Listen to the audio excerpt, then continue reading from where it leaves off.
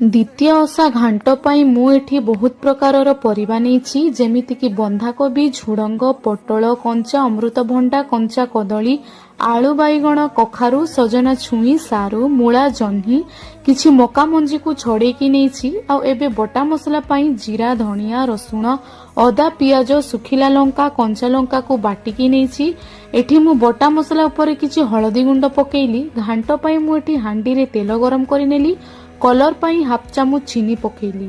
जीरा और तेजपत्र देला परे कटा पियाज देकी भाजी नेली। पियाज गोल्डन ब्राउन हैला परे बटा मसला को देकी कसी नेली। सेथिरे कटा टमाटो लंका गुंड मीट मसला स्वाद अनुसार लूण पकेइली। मसला कसी हैला परे गजा मुग बुट सबु परिबा को पकेइकी गरम पानी देली। लास्ट रे कटा नड़िया छुई और किछि सिझा काबुली बुट को देकी घांटी नेली। एबे हमर घांट खाइबा पई पूरा रेडी हेई जाईछि।